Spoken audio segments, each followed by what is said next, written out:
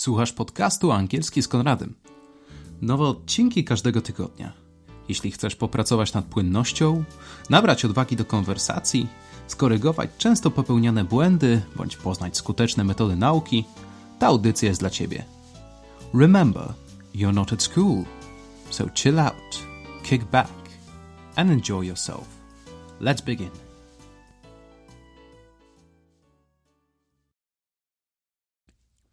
Witaj w kolejnym odcinku. Zanim zaczniemy, pozwól, że pokrótce przypomnę, jak możesz wykorzystać mój podcast. Jeżeli czujesz się pewnie ze swoim angielskim, wystarczy, że przesłuchasz audycji. Dla tych z Was, którzy potrzebują odrobiny pomocy, pamiętajcie o notatkach do odcinka. Zatrzymuj podcast, przejrzyj notatki, w razie potrzeby powtórz nagranie. Zapisz się do newslettera za pośrednictwem strony angielskiskonradem.pl, by otrzymać natychmiastowy dostęp do notatek z tego i wszystkich poprzednich odcinków. Dostaniesz również powiadomienia o nowych odcinkach. Jeżeli masz pytania, uwagi bądź sugestie, skontaktuj się ze mną za pośrednictwem adresu angielskiskonradem@gmail.com bądź za pośrednictwem fanpage'a Angielski z Konradem na Facebooku. Switching to English. Hello and welcome to another episode of Angielski z Konradem. I'm your host, Konrad, naturally.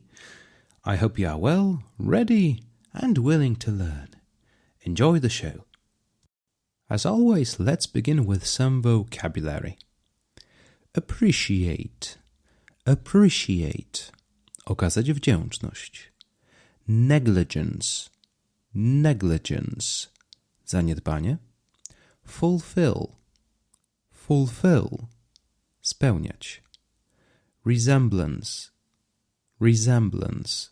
Podobieństwo. Laughter. Laughter. Śmiech. Today we're going to talk about money. I know it's a touchy subject for some of you. I get you. I'm not Scrooge McDuck myself, if you know what I mean. I don't exactly swim in a pool full of quarters. However, based on my experience, I found that there are some things in life which you shouldn't be stingy about. Save your money where it counts. Spend it where being tight serves no purpose or can even potentially hurt you in the long run. So, here's the list of things you shouldn't skimp on. Some of those were taken from today's article, while others are my own ideas, in no particular order. As always, the link is in your notes, so be sure to check it out. You may notice a recurring theme with most things on the list. You spend a little bit more on something now so that you can spend less later, not to mention the improvement on the quality of life. One more thing. Some brand names will appear in a few points. These are not ads. I'm not compensated by any company in any way. These are simply products which I enjoy using and which I can wholeheartedly recommend to you. So let's move on. Number 1. Tips. I don't know if you have ever worked in the food industry, but I have, for several years in fact, as a cook, as a waiter, and as a bartender. If you did as well, you certainly know how payment works. You get a laughable check every month. In many cases, it's way below the minimum wage. Tips? That's where the real money is at.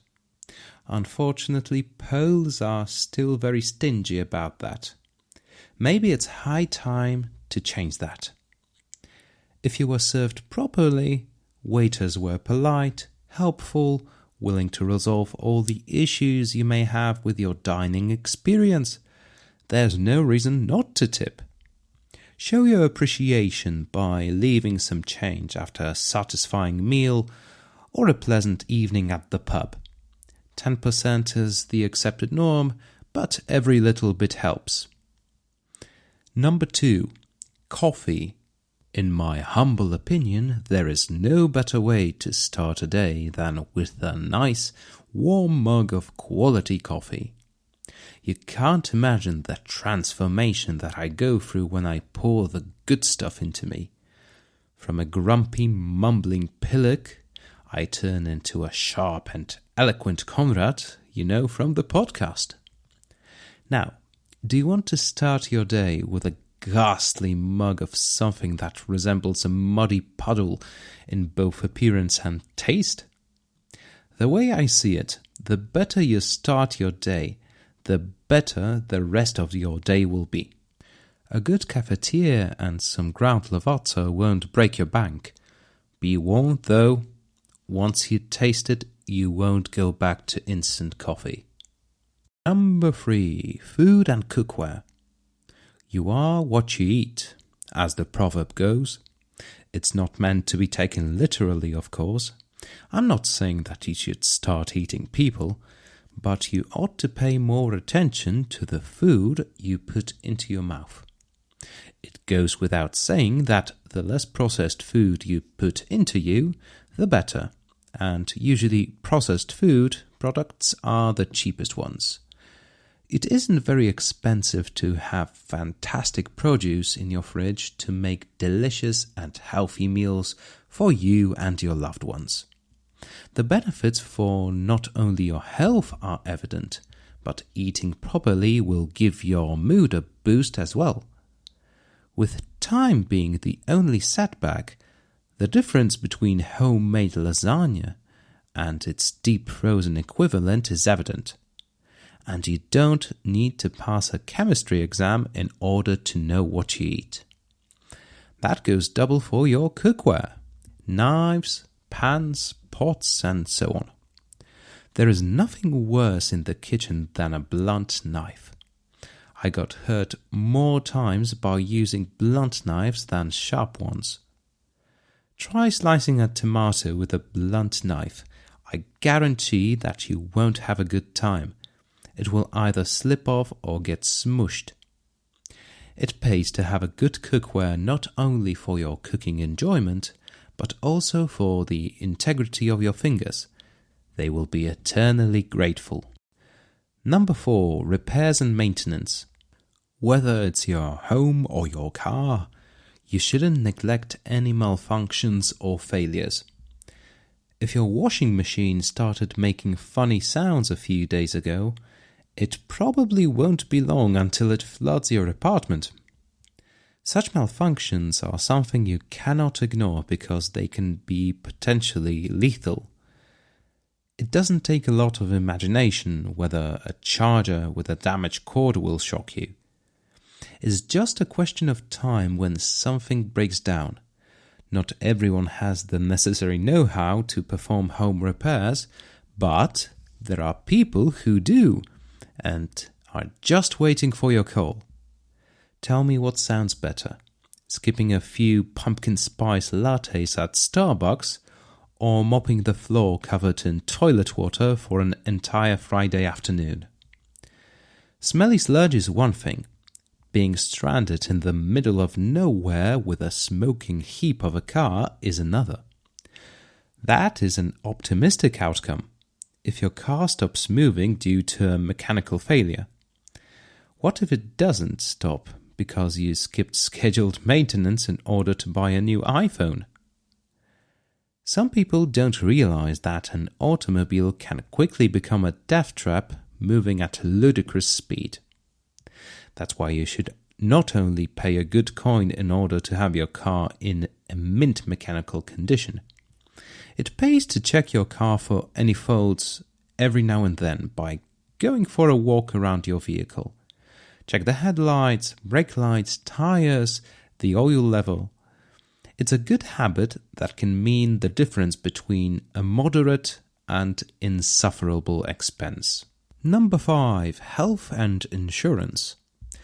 This is probably the most serious aspect of today's podcast. Your health is your life.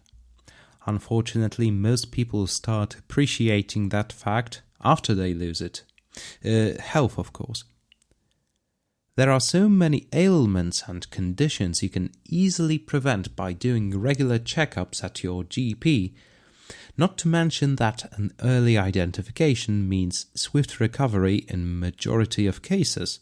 Although healthcare is mostly free in Poland, well, we pay for it with our taxes, it's not worth it to wait for an appointment several weeks, months, in some cases years even, if there's some serious issue you are concerned about now.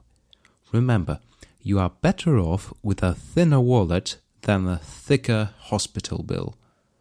The same goes for insurance. Its main purpose is to give you some peace of mind, but if ever things go south, God forbid, you are covered. Number 6. Self-development. Books, courses, camps, development of both professional and personal nature, it's never a waste of money. Making smart, educated decisions about your self-development is going to pay off in the future with more knowledge, sharper skills, and more confidence in general. It goes without saying that your individual value as well as your value as a potential employee on the job market also rises.